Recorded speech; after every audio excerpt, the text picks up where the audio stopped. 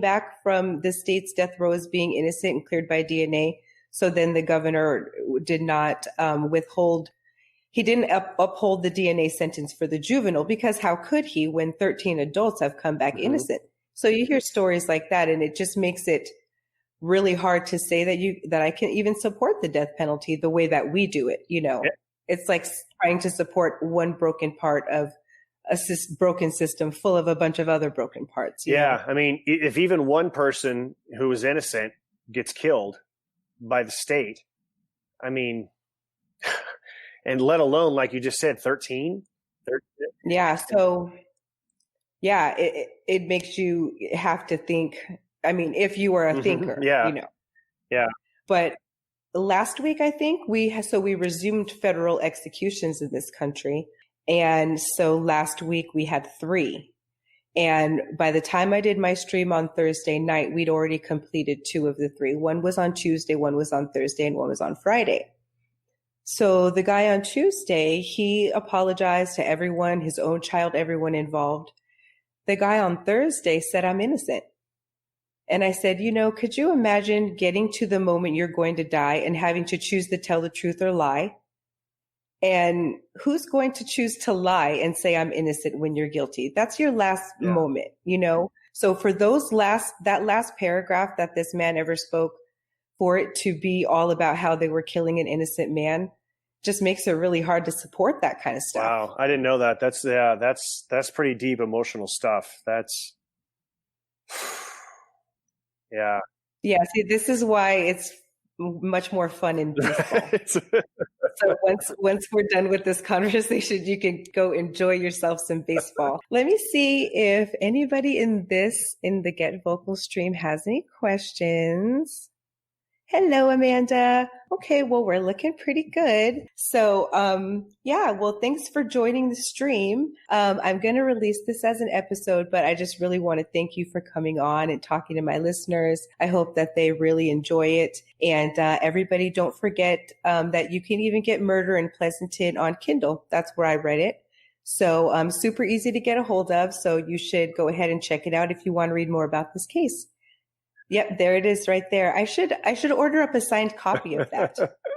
I try to do that if my authors still have their books in print. Sometimes they're kind of old. I read it on Kindle, which is great for it's really just great. Yeah, absolutely. Yeah, no, thank you so much for having me on. I enjoyed the conversation. It's interesting to me how this book came out in 2015, and so often I just think like, okay, I've been there, done that, and it's on to the next thing. And then out of nowhere, I'll get a message on social media, whether it's from you or from somebody else, or I'll run into someone from high school and, they just now read the book and now they want to talk about it. Or, it's just really interesting to me how much this story, this case continues to resonate with people year after year after year. And I think it's just because it just hits on so many things that tug at our heart. This girl she's 14, she's got her whole life in front of her. She just happens to be walking home at the wrong time. And this kid who looks like an all-American kid who just is kind of creepy and is wrapped up on drugs. And this guy did it. And it took 30 years for the DNA evidence to finally talk before they could finally get him in front of a jury. And so there's just so many heartbreaking things about this story, and it just continues to fascinate people. Well, and we have to remember that it's not a fluke that this case was chosen to be reviewed as a cold case by the detective. I mean, she pulled it when she was pregnant, right? Having desk duty with the intention of wanting to try to figure it out, and you have to applaud law enforcement when they do things like that. And really, when this book came out, I mean, that was at the beginning, I would say, of the big true crime genre boom. So, I mean, you were really, right at the beginning. It's only gotten bigger since then. And since the case was featured on an episode of Cold Case Files, I guess, I didn't watch it yet, but I heard that it was, and that's how somebody told me about the case.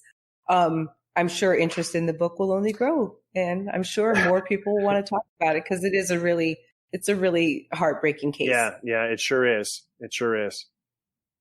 she was just not even she didn't even get to have the fun part of high school. Right? Yet. Yeah. She never got to go to a prom. She never got to go. Or find herself and be comfortable in her own skin, and that's really a tragedy. Yeah. It's just a case of a bunch of kids just slipping through the cracks because adults really weren't paying much attention back then. So hopefully we're better at it now. Yeah, exactly. Yeah, absolutely. All right. Thank you, Josh. Take care and stay well. And I appreciate you. Thank you very much. Yeah, it was great being a guest. I really appreciate it. All right, guys. I hope everyone stays safe this week, and I'll see you again next week. Take care, everybody.